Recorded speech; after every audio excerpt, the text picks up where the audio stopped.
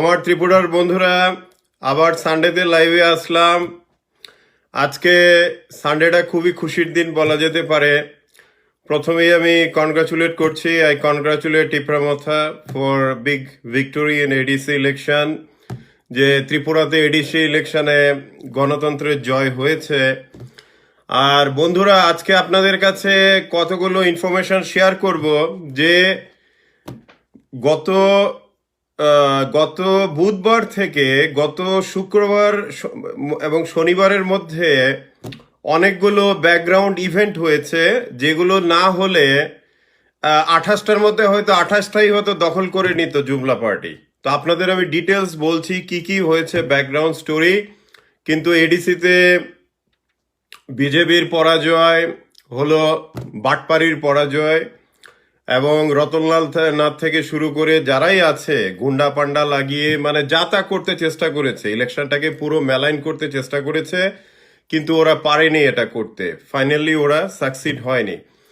আমি আপনাদের কতগুলো ইনফরমেশন দিতে চাই যে গত বুধবার থেকে শনিবার সকাল অবধি কি কি ইভেন্ট হয়েছে ব্যাকগ্রাউন্ডে। আপনারা বলতে পারেন যে বিজেপির বিশাল বড় একটা ক্রিমিনাল স্টাইল পোল কাউন্টিং জুমলা আমরা কিভাবে ব্যর্থ করেছি। তো আপনারা কিছুক্ষণের মধ্যে শুনবেন details, incident, step by step কি করে হয়েছে এটা। তো বিজেপি আপনারা জানেন যে জনপ্রিয়তা পুরোটাই হারিয়ে ফেলেছে, এবং এডিসি ইলেকশনে যে কটা সিট পেয়েছে এগুলোই রিগিং করে কাউন্টিংয়ে গড়বড় করে পেয়েছে ওরা। ওদের মাস সাপোর্ট বলে কিছুই নেই এখন। এবং এই কারণে কি হয়েছে কি, ওরা একটা এভিল প্ল্যান একটা বানিয়েছিল এডিসি ইলেকশনে। এভিল প্ল্যানটা হলো গিয়ে যে কি করে কাউন্টিং এর রিগিংটা করা যায়, মানে কাউন্টিং এ কি করে রিগিং করে তারপর ইলেকশনটা যাতে হাইজ্যাক করা যায়। তো এরা কি করেছে, ইলেকশন কমিশন দিয়ে একটা অর্ডার পাস করিয়েছে। এই অর্ডারটাতে লেখা আছে যে এডিসি ইলেকশন কাউন্টিং এ বাইরের লোকেদের আনা যাবে। তার মানে এডিসির কিন্তু টিটিএডিসির যে রুল নাম্বার 52 আছে, 52 অনুযায়ী কিন্তু representation of people act, as per representation of people act অনুযায়ী এডিসি ইলেকশনের কাউন্টিং কিন্তু ওখানের যারাই আছে রেসিডেন্ট তারাই ইউজুয়ালি ওখানে, বা অফিসাররা কাউন্টিং হলে কিন্তু তারাই এনগেজ হয়। কিন্তু রতনলাল এবং বিপ্লব দেব যে প্ল্যানটা, আমি বিপ্লব দেবকে এতটা দোষ দিতে চাইবো না এখানে, পুরো প্ল্যানিং গুলোই রতনলালের প্ল্যানিং এগুলো। তো প্ল্যানিংটা কি করেছে ওরা, এটা হচ্ছে যে যতগুলো কাউন্টিং হল আছে এডিসি ইলেকশনের পরে এসডিএম অফিসগুলোতে, ওখানে ওরা বাইরে থেকে লোক আনবে। মানে তারা ত্রিপুরার বিভিন্ন জায়গা থেকে লোক আনবে যারা নাকি ট্রেন করা থাকবে। তারা কি করবে, যেমন কোনো ইলেকশন পোল কাউন্টিং বুথে ধরুন টিপ্রামথা 1000 ভোটে এগিয়ে আছে, ধরুন জিতে যাচ্ছে 2000 ভোটে, ওটাকে ওরা করবে কি ওখানে ম্যানিপুলেশন করবে। তারপর আপনারা সবাই জানেন যে ইভিএম মেশিন রিসেট করা যায়, দেয়ার আর প্রসেস। তো ওদের প্ল্যান ছিল যে 28টার মধ্যে কম করে হলো 25-26টা সিট বিজেপি আইপিএফটি মিলে এইভাবে ওরা দখল করবে। তো এদের ফান্ডাটা ছিল যে বাইরে থেকে পোল কাউন্টিং এজেন্ট আনবে, পোল কাউন্টিং এজেন্ট এনে প্রত্যেকটা এসডিএম বুথ করবে কি গুন্ডারা বাইরে দিয়ে ঘিরে রাখবে, আর ভেতরে পোল কাউন্টিং এজেন্টরা করবে কি প্রত্যেকটা পোল কাউন্টিং অফিসার যখন পোল কাউন্ট হয় তারপরে কোন ক্যান্ডিডেট কত ভোট পেয়েছে ওদের একটা সার্টিফিকেট ইস্যু করতে হয়, ওখানেই করবে কি ওরা উল্টোপাল্টা করবে আর কি, কম্পিউটারে উল্টোপাল্টা ডাটা ফিড করবে। আপনারা জানেন যে ইভিএম এ যখন ভোটগুলো কাউন্ট হয়, ইভিএম থেকে এটা অটোমেটিক কম্পিউটারে গিয়ে আপডেট হয় না, এটা ম্যানুয়ালি এগুলো সব আপডেট করতে হয় প্রসেসগুলো। তো ধরুন একটা পোল কাউন্টিং বুথে এসডিএম এর অফিসে টিপ্রামথা হয়তো পেয়েছে 1000 ভোট, বিজেপি পেয়েছে 500, সিপিএমও ধরুন পেয়েছে 500-600। এবার করলো কি, ইলেকশন যখন পোল কাউন্টিং যখন এন্ড হচ্ছে তখন ওরা এন্ট্রিটা করবে ওখানে কম্পিউটারে কাগজপত্রে যে বিজেপি পেয়েছে 1000 ভোট, টিপ্রামথা পেয়েছে 500, বাকিরা কিছু পেয়েছে। তো এইভাবে ওরা প্ল্যান্ড ওয়েতে এডিসি ইলেকশনটা পুরোটাই পোল কাউন্টিং এর দিন রিগিং করার মাস্টার প্ল্যান বানিয়েছিল। এই মাস্টার প্ল্যানটা আমরা কিভাবে ধ্বংস করেছি এই স্টোরিটা আপনারা এখন শুনবেন। তো আবারও বলছি, এডিসি ইলেকশনে বিজেপির প্ল্যান ছিল, কারণ ওরা জানে খুব ভালো করে যে ওরা জিতবে না। বিজেপি আইপিএফটিতে ওরা করেছে কি, বাইরে থেকে পোল কাউন্টিং এজেন্ট হিসাবে নিজেদের বাছা করা লোকদের এনে ওখানে ঢোকানোর প্ল্যানে ছিল ওরা, যে প্রত্যেকটা এসডিএম অফিসে পোলিং বুথে থাকবে এবং সেই পোলিং বুথগুলোতে করবে কি, অপোজিশন পার্টির যে এজেন্টগুলো আছে ওদেরকে তো গুন্ডারা তো মানে ভয় দেখিয়ে বা মেরে পিটে ওদেরকে ঢুকতেই দেওয়া হবে না পোলিং কাউন্টিং বুথগুলোতে।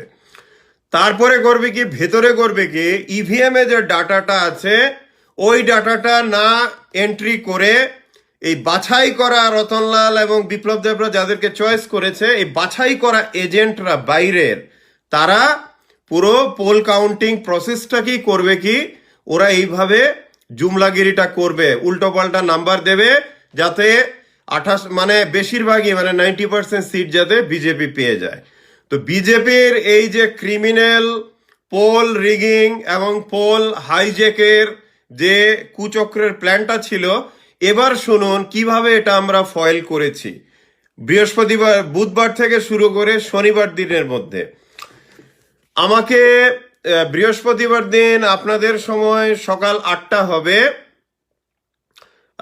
তখন আমি বলছি, জাস্ট এ মিনিট, হ্যাঁ, আমি আমি দেখুন ত্রিপুরাতে একজন নন পলিটিক্যাল পার্সোনালিটি, কিন্তু ডেমোক্রেসিকে বাঁচাবার জন্যই সবসময় আমি এগিয়ে এসেছি। এটা বাদল চৌধুরীকে, সিপিএম এর এক্স মিনিস্টার বাদল চৌধুরীকে যখন আইএলএস হসপিটাল থেকে পুলিশেরা টেনে হেঁচড়ে ক্রিমিনাল স্টাইলে গাড়িতে তুলছিল, যখন বাদল চৌধুরীর ওয়াইফ এবং ডটার ওনারা ওখানে কাঁদছিলেন আইএলএস এর বাইরে, তখনও কিন্তু আমরা কিন্তু এগিয়ে এসেছি টুইন থেকে, সম্পূর্ণ রকমের মিডিয়া থেকে শুরু করে সাহায্য করেছি। আমাদের দায়িত্ব হচ্ছে মিডিয়া বা ত্রিপুরার মানুষ হিসেবে গণতন্ত্রকে সুরক্ষিত রাখা, গণতন্ত্রকে ধরে রাখা। এবার শুনুন দিস ইন্টারেস্টিং এপিসোড, যে বুধবার থেকে শনিবারের মধ্যে কি আমরা করেছি, যেই কারণে বিজেপির criminal plot ADC election hijacking পুরো ফেলিওর হয়ে গেছে। বৃহস্পতিবার দিন সকালবেলা ধরুন 8টার দিকে টিপ্রামথার চিফ প্রদ্যোৎ মাণিক্য আমাকে একটা মেসেজ পাঠান যে BJP is ready to hire agents for counting from outside TTADC. This is never happened, and by doing this, they are trying to hijack the entire process. এটার মানে হলো যে বিজেপি ইলেকশন কমিশনকে দিয়ে order বার করেছে যে বাইরে থেকে লোক আনা যাবে কাউন্টিং হলে এবং ইলেকশনটাকে করা হবে। তারপর আমাকে বৃহস্পতিবার সকালবেলা প্রদ্যোৎ মাণিক্য আমাকে কল করলেন এবং আমাকে জানালেন ব্যাপারটা, যে এরা প্ল্যান করে বিজেপি ইলেকশন কমিশনকে দিয়ে নোটিফিকেশন বার করেছে যাতে বাইরের লোক কাউন্টিং এজেন্ট হিসাবে ওখানে রাখা যায়। তারপরে এটা হচ্ছে এবং আমাকে উনি অর্ডারটাও পাঠালেন। তো আমি অর্ডার পাওয়ার এটা দেখার সাথে সাথেই আমি বৃহস্পতিবার দিন অ্যাডভাইস দিলাম যে ইমিডিয়েটলি হাইকোর্টে কেস ফাইল করতে হবে এমার্জেন্সি বেসিস, যে টিটিএডিসির যে ওখানে যে রুল সেটগুলো আছে ওখানে নাম্বার 52 যেটা আছে ওটা ওখানে ভায়োলেশন হয়েছে। তখন আমি ইমিডিয়েটলি বৃহস্পতিবার 8টা থেকে 8:30টার মধ্যে আমার আর প্রদ্যোৎ মাণিক্যর কথা হয়েছে যে বিজেপি এইভাবে এডিসি ইলেকশনটাকে হাইজ্যাক করছে 2 নাম্বারই ভাবে ক্রিমিনাল ওয়েতে। আমি 8:30টার দিকে আমার যিনি লয়ার এবং আপনারা অনেকেই সবাই চেনেন মোটামুটি, যে ত্রিপুরার এমিনেন্ট লয়ার অমিতাভ রায় বর্মন, আমি অমিতাভ দাকে ফোন করি। আমি ফোন করে বলি যে এরা তো বেআইনিভাবে ক্রিমিনালভাবে তো এডিসি ইলেকশনটাও তো মানে পোলিং স্টেশনেই রিগিং করবে, পোলিং স্টেশনেই উল্টোপাল্টা করে ওরা পুরো ইলেকশনটা ওরা জিতে যাবে। তখন আমি অমিতাভদাকে রিকোয়েস্ট করি যে আপনি ইমিডিয়েটলি প্রদ্যোৎ মাণিক্যকে যেভাবেই হোক আপনি হেল্প করুন, কারণ এটা এখন পার্টির কথা না, আমাদের গণতন্ত্রকে বাঁচিয়ে রাখতে হবে।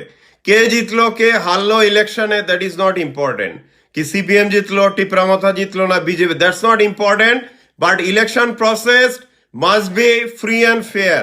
And as you know, we are, every one of us, we have responsibility to protect and preserve India's democracy. তো এই কারণে আমি সাথে সাথে অমিতাভ দাকে ফোন করলাম, অ্যাডভোকেট অমিতাভ রায় বর্মন, যে আপনি যেভাবেই হোক প্রদ্যোৎ মানিক্যের সাথে এক্ষুনি কথা বলুন, বলে এক্ষুনি আপনি অ্যাকশনে নামুন। অমিতাভ রায় বর্মন একটা টাকাও জিজ্ঞেস করেননি, একটা টাকাও নেননি। উনি সাথে সাথে প্রদ্যোৎ মানিক্যের সাথে কথা বলেছেন। তারপরে কিছুক্ষণ পরে প্রদ্যোৎ মানিক্যের বাড়িতে গেছেন বৃহস্পতিবার দিন। ওখানে প্রদ্যোৎ মানিক্যের যে আরেকজন উনি আছেন অ্যান্টনি দেববর্মা, যিনি জুনিয়র লয়ার, ওনাকে পুরো ওখানে গাইডেন্স দিয়েছেন অমিতাভ রায় বর্মন, যে কি কি করতে হবে, কি লিখতে হবে, সবকিছু ওখানে দিয়েছেন। তো অমিতাভ রায় বর্মন, অ্যাডভোকেট অমিতাভ রায় বর্মন এবং অ্যাডভোকেট অ্যান্টনি দেববর্মা ওখানে পুরো কি কেস ফাইল করা হবে ওইটার পুরো খসড়াটা বানানো হয়। এবং ওই দিনই প্রদ্যোৎ মানিক্য ইলেকশন কমিশনারের সাথে দেখা করেন এবং জানান যে আমরা হাইকোর্টে কেস ফাইল করছি। হ্যাঁ, ওই দিনই বৃহস্পতিবার দিনই গভর্নরের সাথেও বিকেলবেলা প্রদ্যোৎ মানিক্যের ডেলিগেশন দেখা করেন। আর এদিকে দুজন লয়ার, অ্যাডভোকেট অমিতাভ রায় বর্মন এবং অ্যাডভোকেট অ্যান্টনি ওনারা এগুলো মানে কেসের সমস্ত কাগজপত্রগুলো ওনারা বৃহস্পতিবার দিন বানান। বৃহস্পতিবার দিন বানানোর পরে as per the court procedure যে কোনো কেস ফাইল করার সময় হাইকোর্টে এই কেস ফাইলিং এর যে ডকুমেন্ট এটা অপোজিশন পার্টিকে দিতে হয়।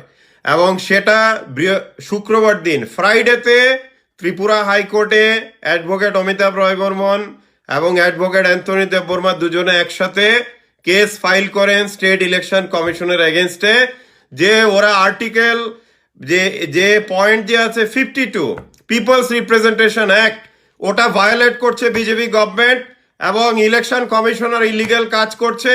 এটার এগেনস্টে হাইকোর্ট যাতে একটা স্টেপ নেয়, যাতে বাইরে থেকে কোনো পোলিং এজেন্ট যাতে এডিসি এরিয়ার পোলিং স্টেশনে যাতে না আসতে পারে।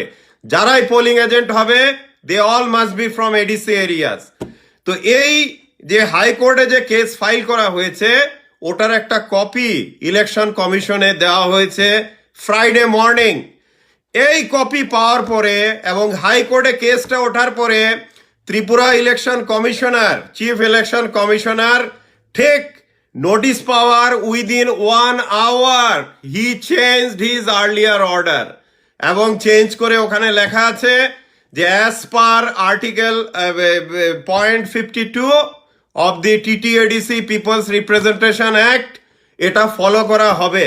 এবং হাইকোর্টে যাওয়ার কারণেই, হাইকোর্টে যেহেতু অ্যাডভোকেট অমিতাভ রায় বর্মন এবং অ্যাডভোকেট অ্যান্টনি দেববর্মা গিয়েছেন প্রদ্যোৎ মানিক্যের পক্ষ থেকে, এই কেসটা ফাইল করার সাথে সাথে ফ্রাইডেতে এই শুক্রবার দিন সাথে সাথে election commission, Tripura election commission ভয় পেয়ে ওরা আগের অর্ডারটা পুরো মডিফাই করে দিয়েছে, যে না বাইরে থেকে আর না, এডিসি এরিয়া থেকেই নর্মাল প্রসেসে পোলিং এজেন্টরা ওখানে দেখবে।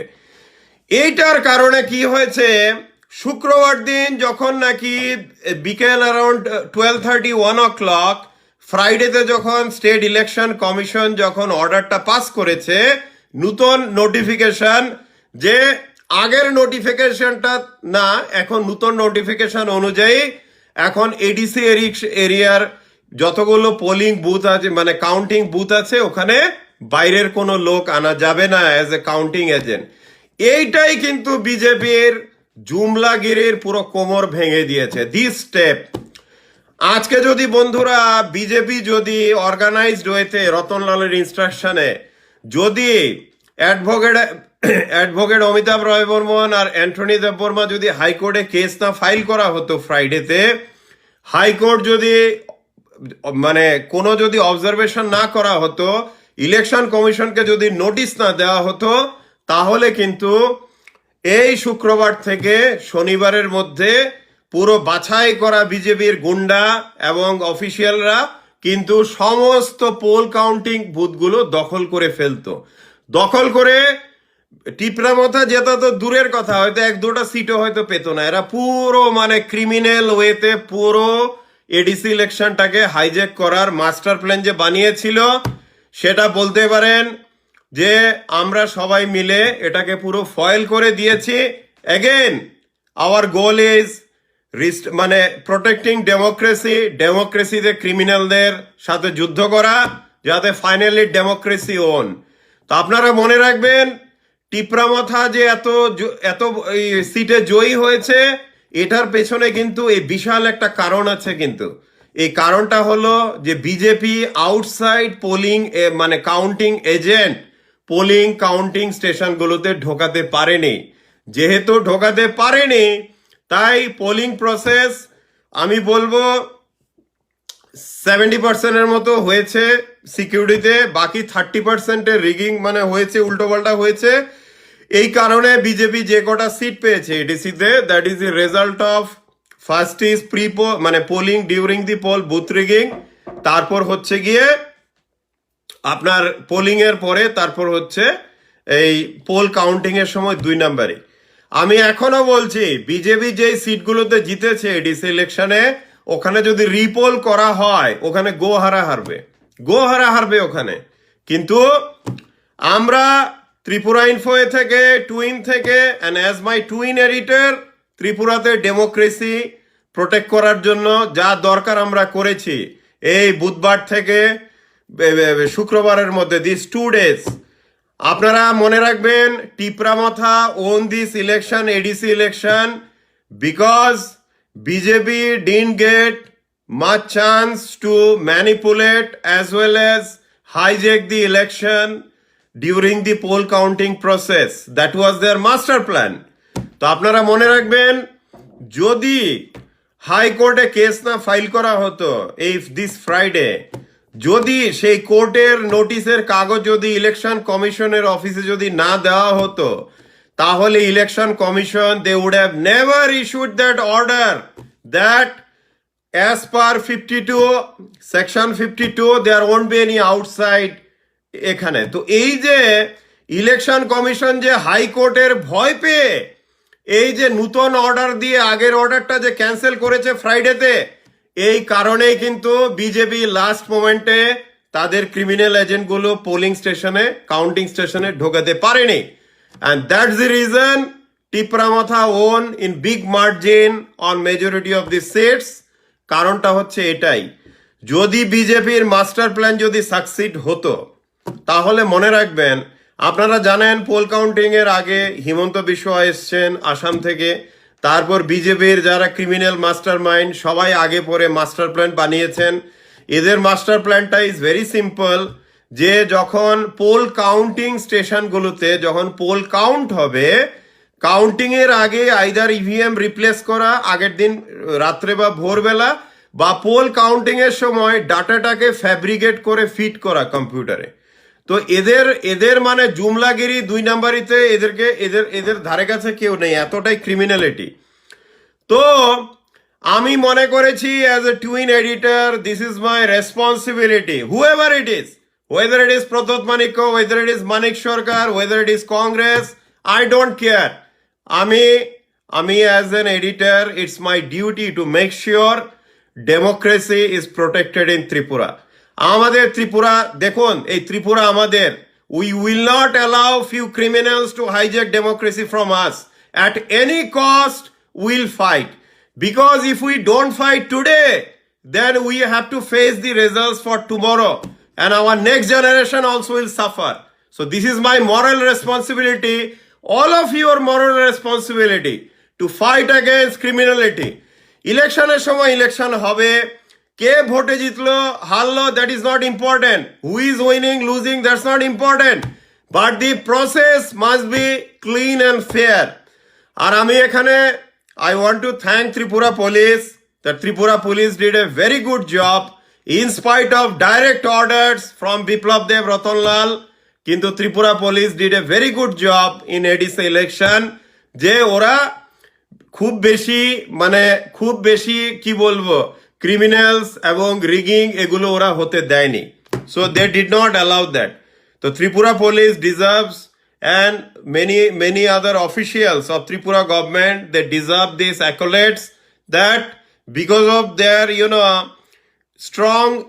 strong position এখানে এডিসি ইলেকশনে এরা কিন্তু খুব বেশি সুবিধা করতে পারেনি, and reason is that আমরা সবাই মিলে যদি একসাথে কাজ করি গণতন্ত্রকে বাঁচিয়ে রাখতে, then Jumla will never succeed in Tripura. Because as you know, Jumla is nothing but all bullshit buggers, all doing corruptions, cheating. হ্যাঁ, ওরা মুখ খুললেই বাটপারি, তো বাটপারি করতে করতে মানুষকে ঠকাতে কোথায় গিয়ে ঠেকেছে? এখন ঠেকেছে পুরো ইলেকশন প্রসেসটাই রিগিং করা। Before election booth rigging, after election poll counting rigging. তো আপনাদের আমি এটা বললাম যে again I congratulate Tipramotha, but at the same time all of you have to remember to protect democracy in Tripura and to preserve it. We all have to work together. Who wins election loses, that's not important. One party will win, another will lose, but there should not be any criminality in the process, and criminals cannot hijack a democratic process. And as democratic citizens of the country, it is all of our responsibility to protect it and preserve it and fight for it. And that's the reason ADC ইলেকশনে বিজেপির এই ভরাডুবি হয়েছে। তো বন্ধুরা, আপনাদের এই ঘটনাটা বললাম যে আমি অ্যাজ এ টুইন এডিটর, আমি কোনো পার্টি কোনো আইডিওলজির সাথে যুক্ত নই, but I M A warrior of democracy, এবং ত্রিপুরাকে আমরা ক্রিমিনালের হাতে কখনোই যেতে দেব না। তো এই জন্য বন্ধুরা আজকে আমি এটা পুরোটা আপনাদের সাথে শেয়ার করলাম যে কি হয়েছে ত্রিপুরা রাজ্যে এবং কি এখন অবধি কি চলেছে এটা। তো যাই হোক, এবার কিছু মজার কথাতে আসছি। এটা হচ্ছে যে আমি এবার কতগুলো পয়েন্ট নিয়ে কথা বলছি, আপনারা শুনেছেন এই কথাগুলো। By the way, I congratulated Pradyut Manikya. We had a long conversation, and from media we extended our help that if you work for people, if you save democracy, আর পাহাড়ে এখন থেকে যাতে এডিসি এরিয়াতে there should not be any communal fights, there should not be any violence. Everyone has right to live peacefully, and that is our main goal. আমরা সবাই ত্রিপুরার, তবে ত্রিপুরাকে আমরা ডেমোক্রেসিটা এভাবে ধরে রাখতে হবে। এবার কিছু কথাতে আসছি, কারণ হচ্ছে অনেকগুলো পয়েন্ট আছে, আমি এক একটা করে আসছি কথাগুলো। আপনারা বন্ধুরা সবাই জানেন যে রতনলাল নাথ অ্যাসেম্বলিতে একবার বলেছিল, এবার কিছু মজার কথাতে আসছি, সিরিয়াস কথাগুলো হলো। তো আপনারা সবাই জানেন অ্যাসেম্বলিতে রতনলাল কি বলেছিলেন কিছুদিন আগে, যে রাজাকে, ত্রিপুরার রাজাকে, মানে একটা বাটপার যে নাকি ওর জীবনটা কংগ্রেসে কাটিয়েছে আর কলকাতার বিভিন্ন ক্লাবে নেচে টেচে কাটিয়েছে, বুঝছেন তো। ওর তো চরিত্র মোটামুটি ত্রিপুরা সবাই জানে, এমন যে কেউ জানে না তা না। এখন কথা হচ্ছে সে অ্যাসেম্বলিতে বলছে যে রাজা কে।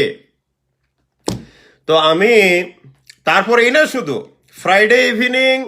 ফ্রাইডে ইভিনিং দেখুন, আমাকে দেখুন, দাঁড়ান আপনাদের আমি পড়ে শোনাচ্ছি এটা, যে ফ্রাইডে ইভিনিং যখন প্রদ্যোৎ মানিক্য কয়েকজনকে নিয়ে দেখতে গেছে যে মোহনপুরে ওদিকে যে পোলিং স্টেশনটা, তখন ওখানে দেখা গেল রতনলাল প্রায় 500-র উপরে গুন্ডা পাঠিয়েছে, মোর দেন 500 গুন্ডা পাঠিয়েছে, যাতে পোল কাউন্টিং সেন্টারটাই যাতে পুরো মানে ওখানে যাতে জবরদখল করা যায়।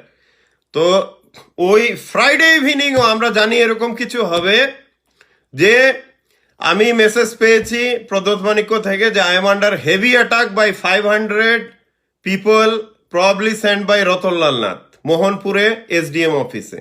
তারপরে কিন্তু আমি মিডিয়াকেও অ্যালার্ট করি, মিডিয়া ওখানে যায়, আমাদের মিডিয়াও যায়। আমরা কিন্তু মোহনপুর এসডিএম অফিসে পোল কাউন্টিং স্টেশনে ওখানে কিন্তু সমস্ত ইভিএম রিপ্লেস বা ওখানে ক্রিমিনালিটি করার কিন্তু প্ল্যানটা আমরা ভেস্তে দিই কিন্তু ওখানে। We spoiled that plan also on Friday evening. তো আমরা এগুলো সবকিছুই করেছি গণতন্ত্রকে আমরা শক্তভাবে ধরে রাখতে। হুম। তো এবার দেখা যাচ্ছে যে আমাদের যিনি জুমলালাল আর কি, কেমন জুমলালাল তো আপনারা জানেন কে, আমাকে তো আর বলতে হবে না হু ইজ জুমলালাল।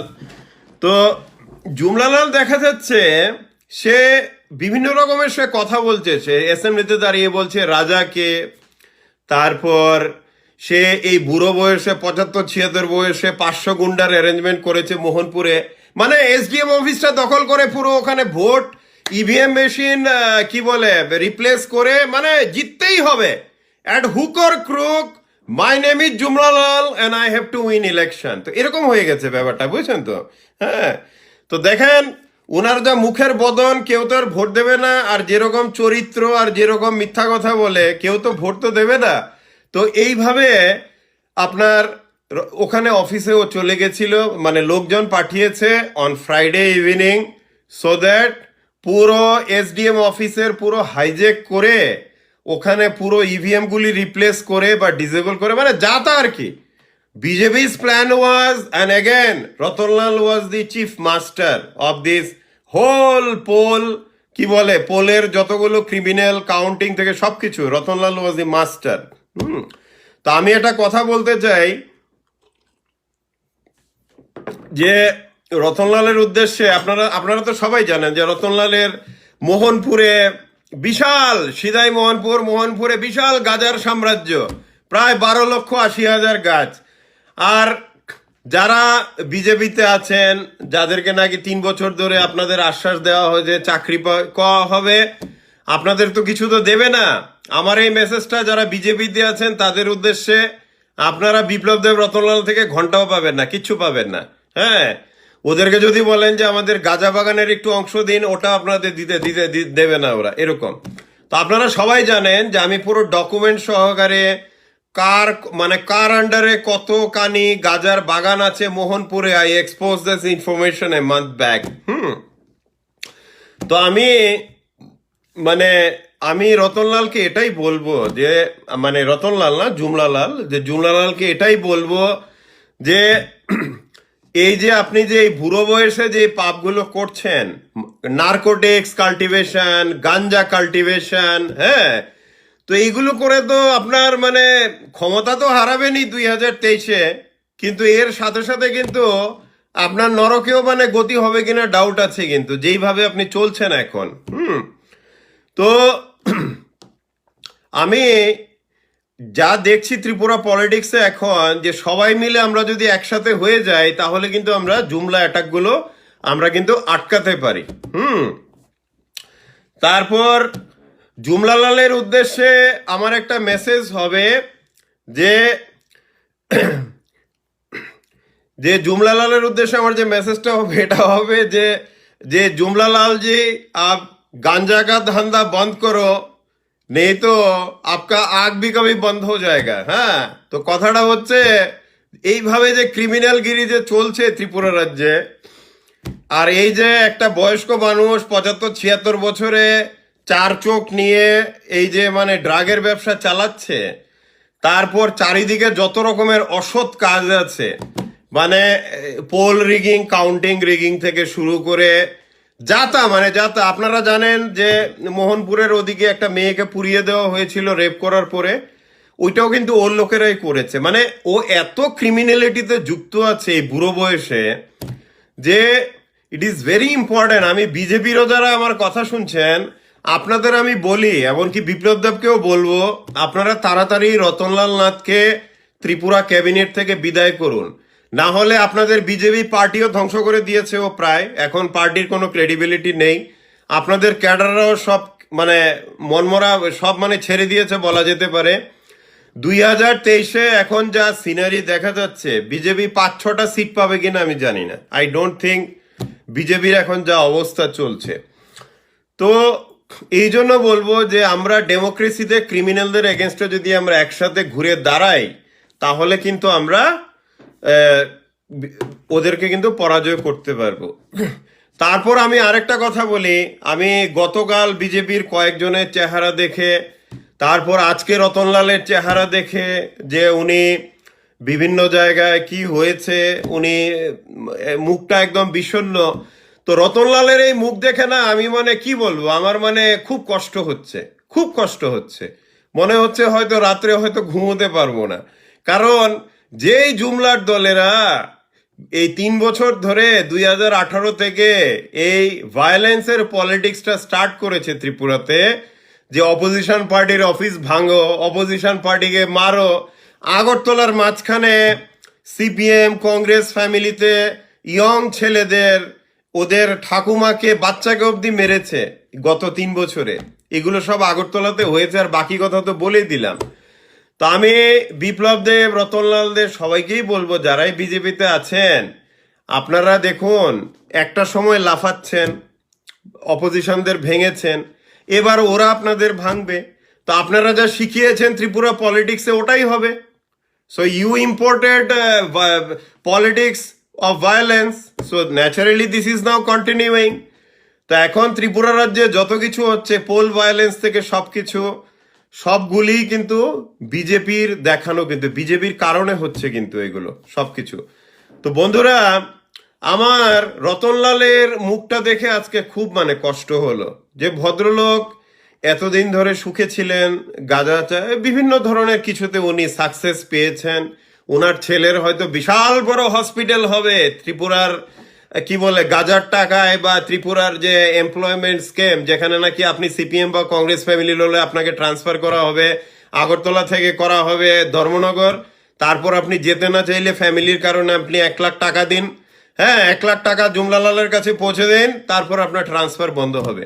তো এই করে করে কোটি কোটি টাকা তো কামিয়েছেন আমাদের জুমলালাল বাবু। ওনার স্বপ্ন হচ্ছে ওনার ছেলের একমাত্র কি বলে সুযুক্ত ছেলের একটা বড় হসপিটাল বানাবে, নার্সিং হোম আগরতলাতে। এয়ারপোর্টের কাছে প্রায় 1,01,75,00,000 জমিও উনি ব্যবস্থা করে রেখেছেন কিনে টিনে গত বছর। আর কলকাতাতে সল্টলেকে উনি বানাবেন বড় নার্সিং, অনেক বড় স্বপ্ন আছে।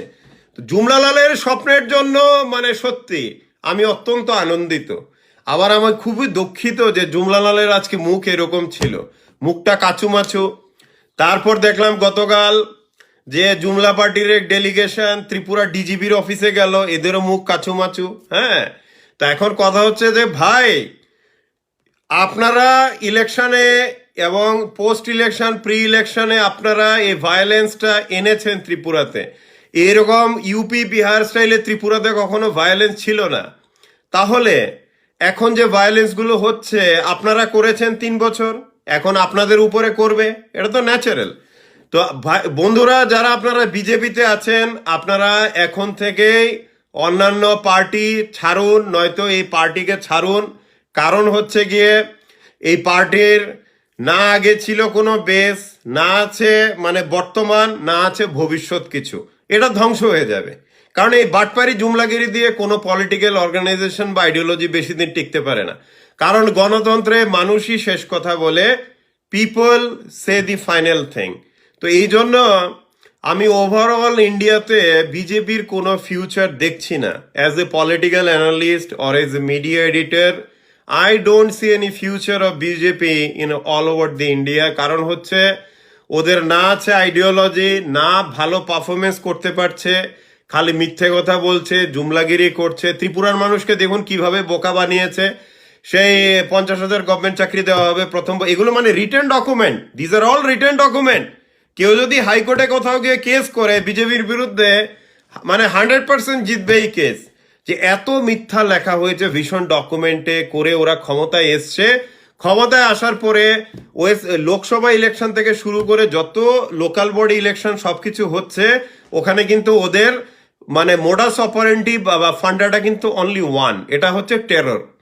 ইলেকশনের আগে অপোজিশন পার্টির লিডার থেকে শুরু করে সবাইকে টেরোরাইজ করা, ইলেকশন প্রসেসটাকে পুরো ডিসরাপ্ট করা, তারপরে বুথ রিগিং করা, এবার ইলেকশনের পরে যেখানে কাউন্টিং হয় ওখানেও ম্যানিপুলেশন করা, করে জিতে আসা। সো বিজেপির মানে এখন দেখা যাচ্ছে যে পার্টি, এদের এখন গোল হচ্ছে, যেহেতু মানুষ থেকে ভোট পাবে না এরা জানে, তাই এইভাবে ওরা পার্টিতে থাকতে চাইছে। কিন্তু আপনারা একটা জিনিস দেখুন, কংগ্রেস এত পুরনো পার্টি, এখন হয়তো ক্ষমতায় নেই অনেক জায়গাতে, কিন্তু কংগ্রেসটা কিন্তু এখনো আছে, দি গ্র্যান্ড ওল্ড পার্টি। আপনারা সিপিএম কে দেখুন, আইডিওলজি নিয়ে আছে, হারুক জিতুক, they are not compromising with ideology, আছে। কিন্তু 50 বছর আগেও ছিল, এখনো আছে, আরো 50 বছর পরে থাকবে। এবার আপনারা বিজেপি কে দেখুন, বিজেপি মানে আমি কি বলবো, মানে এদের কোনো পারফরমেন্সের দিকে কোনো ওদের ইন্টারেস্টই নেই, যে টু পারফর্ম ইন গভর্নেন্স। এরা হচ্ছে পুরো জুমলাবাজি বাটপারি করে, তারপর ওই রতনলালের মতো কংগ্রেস বা বিভিন্ন অন্য জায়গা থেকে যত বাটপার আছে এদেরকে হায়ার করা। তো বিজেপির পলিটিক্যাল ফর্মুলাটাই এত ফল্টি যে নিজেদের ভালো লোক না লাগিয়ে অন্যান্য পার্টি থেকে, যেমন রতনলালের মতো কংগ্রেস থেকে, বিভিন্ন পার্টি থেকে ওরা এইভাবে লোক এবার ভাঙিয়ে আনবে, ভাঙিয়ে এনে ওরা ক্ষমতাটা দখল করবে। তারপর মানুষ কোনো দাবি দেওয়া চাইতে গেলে, এটা 10,300 দেশের টিচাররাই হোক, যারা নাকি আন্দোলন করছিল সিটি সেন্টারের সামনে, এদের উপরে মানে সাধারণ শিশু মেয়েদের উপরে লাঠি চালানো, এইভাবে বর্বরতা। তো এদের কাছে বর্বরতাতে কেউ পারবে না, এটা এতটাই বর্বর। তো এই জন্য ত্রিপুরার মানুষও এই বর্বরতা আগে দেখেনি, এখন দেখেছে। Once again I am very happy for ADC poll outcome.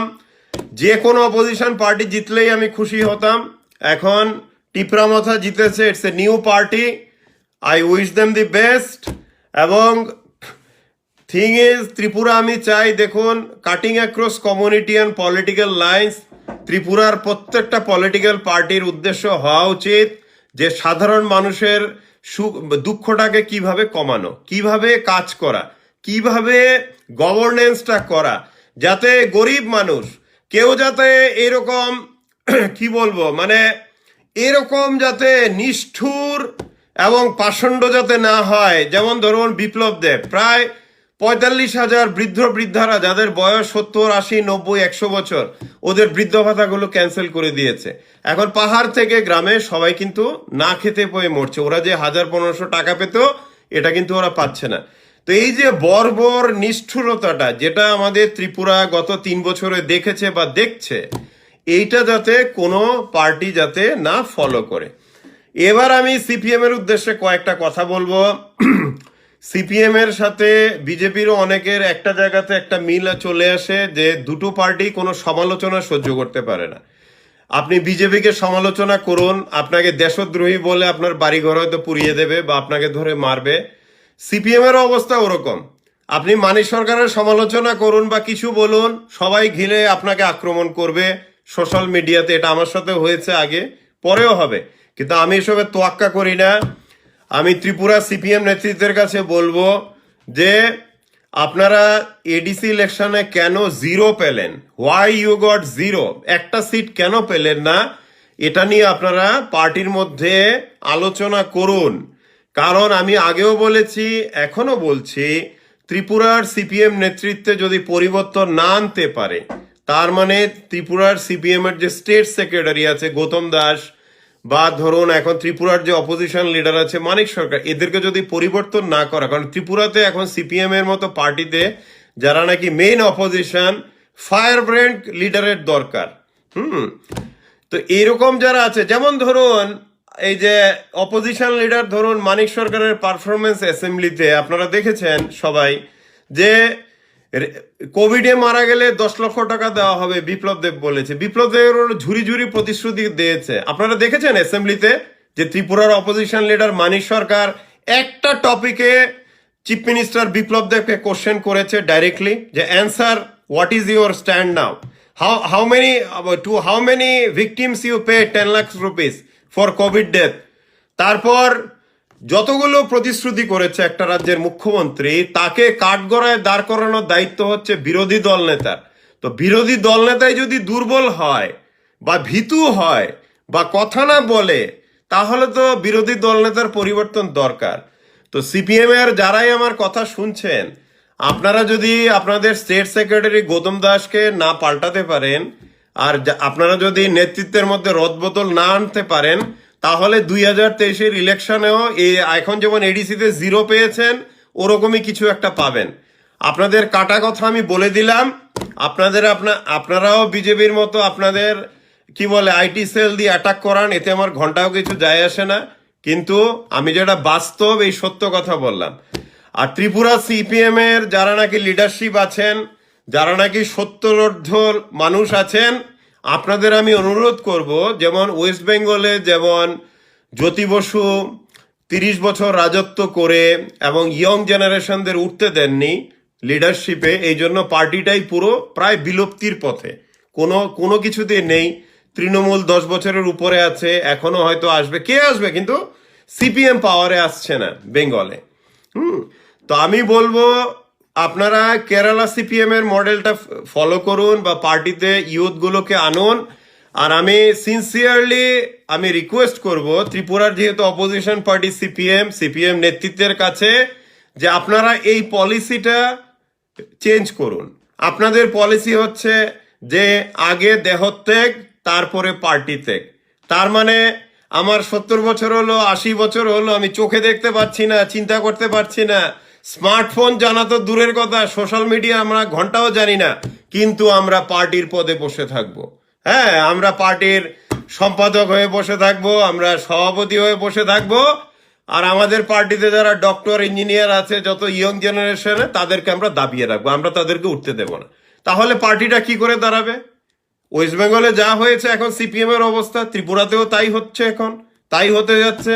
এটাই কারণ এডিসি ইলেকশনের মাধ্যমে একটা জিনিস প্রমাণিত, যে পাহাড়ে বা এডিসি এরিয়াতে যে সাধারণ মানুষের কাছে সিপিএম এর গ্রহণযোগ্যতা নেই এখন, এই কারণে 0 পেয়েছে। আমরা যদি ধরেও নেই 30-40% রিগিং হয়েছে, তাহলেও কিন্তু সিপিএম এর পারফরমেন্স খুব খারাপ। এবং এই পারফরমেন্সের কারণে আমি বলবো ত্রিপুরার যিনি অপোজিশন লিডার মানিক সরকার, ওনাকে এই পরাজয়ের দায়িত্বটা নিতে, এবং উনি ওনার পার্টির ভালোর জন্য নিজের জায়গাতে অন্য কাউকে বসান যারা নাকি পার্টি পরিচালনা করতে পারবে। এবং ত্রিপুরা সিপিএম এ আপনি ইয়ং জেনারেশনদের নিয়ে আসুন লিডারশিপে, যারা ইয়ং ফায়ার ব্র্যান্ড, তাদেরকে নিয়ে আসুন। আপনাদের জমানা শেষ হয়েছে, আপনারা ওটা বুঝুন, বুঝে পার্টিটাকে বাঁচান। কিন্তু আগে দেহত্যাগ পরে পদত্যাগ, এই এই থিওরিটা কিন্তু আপনারা এখন অব্দি ফলো করে যাচ্ছেন, এতে কিন্তু পার্টিটা ধ্বংস হয়ে যাচ্ছে। তারপর আমি ত্রিপুরা কংগ্রেসকেও বলবো, আপনাদের মধ্যে যেরকম মানে ইউনিটির অভাব, এবং কোনো রকমের কোনো কোঅর্ডিনেশন নেই, তা আপনারা এখন থেকে যদি কাজ করেন, আপনারা ইউনিটিটা গড়ে তুলতে পারেন। আর আমি ত্রিপুরা বিজেপির উদ্দেশ্যে বলবো এবং চিফ মিনিস্টার বিপ্লব দেবের উদ্দেশ্যে বলবো, যে এডিসি ইলেকশনে এরকম পরাজয়, এটা আপনারই পরাজয়, গ্রহণযোগ্যতা আপনার নেই। এবং টিপরা মথার মতো একটা পার্টি, যেটা নাকি মাত্র কয়েক মাস আগে ফর্ম হয়েছে, ফয়ে এইভাবে ইলেকশন জিতে গেল, এটার মানে কি? মানে হলো মানুষ আপনাদের সম্পূর্ণভাবে রিজেক্ট করেছে। তো আমার রিকোয়েস্ট থাকবে বিপ্লব দেবের কাছে, আপনি নৈতিক দায় নিয়ে সিএম এর পদটা ছাড়ুন।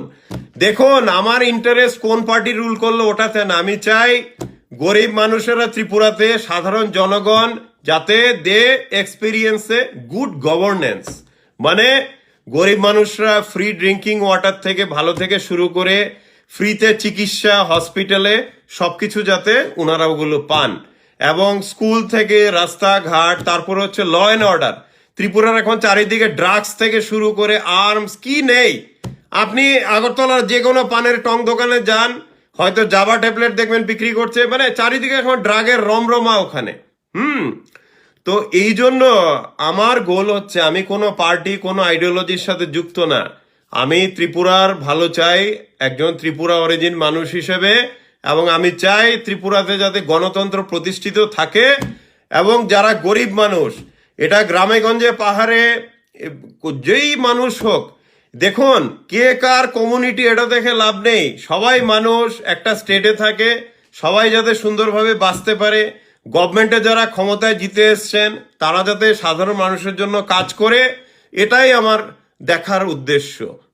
আমি চাই as a news media editor, যে ত্রিপুরাতে গণতন্ত্রটা বেঁচে থাকুক, এবং ত্রিপুরার মানুষ যেই গভর্ন করে না কেন, যেই পার্টি, বিজেপি হোক, সিপিএম হোক, যে কোনো পার্টি হোক হয়, তো এটাই আমি আপনাদের বলবো যে আপনারা ত্রিপুরায় গণতন্ত্রটাকে যেভাবে হোক ধরে রাখুন, আর এটাই আমাদের কাছে মেইন এখন উদ্দেশ্য হবে। তো বন্ধুরা, আজকে এডিসি ইলেকশন নিয়ে অনেক কথা বললাম, এবং এডিসি ইলেকশনে এই যে গণতন্ত্রের জয় হলো, once again congratulation প্রদোত Manikya and টিপ্রামাথা, এবং বাকি যে বিরোধী দল আছেন যারা জিরো পেয়েছেন তাদেরকে আমি বলবো আপনারা এখন থেকে আপনাদের মানুষের মধ্যে যাতে গ্রহণযোগ্যতাটা বাড়ে, এটার জন্য আমরা যাতে ত্রিপুরাতে একটা সুন্দরভাবে একটা গভর্নেন্স যাতে আমরা রাখতে পারি। এই বলে বন্ধুরা, আর বাকি অনেকগুলো টপিক আছে, ওগুলো আমি আবার আগামী লাইভে আমি কভার করব। তো বন্ধুরা, আপনারা সবাই ভালো থাকবেন। ত্রিপুরা এডিসি ইলেকশনে গণতন্ত্রের জয় হয়েছে, আবার 2023-এর ইলেকশনেও গণতন্ত্রের জয় হবে, এটা আমরা জানি। গণতন্ত্রের জয় হবেই হবে, এবং জুমলা পার্টি ক্রিমিনালরা যেভাবে এডিসিতে পরাস্ত করা হয়েছে ওদেরকে আমরা ঠিক এইভাবেই পরাস্ত করব আমরা 2023-এর অ্যাসেম্বলি ইলেকশনে। সোজা কথা হলো, who wins election is not important, important is protecting democracy and preserving it, and democratic ওয়েতে ইলেকশন হবে, ক্রিমিনালদের কোনো ওখানে ভূমিকা থাকবে না। We will not allow poll rigging in Tripura anymore. We will not allow any criminality in Tripura anymore, and this will be our challenge till 2023 election. তো বন্ধুরা, আপনারা সবাই ভালো থাকবেন, আবার নেক্সট সানডেতে আপনাদের সাথে কথা হবে। জয় হিন্দ।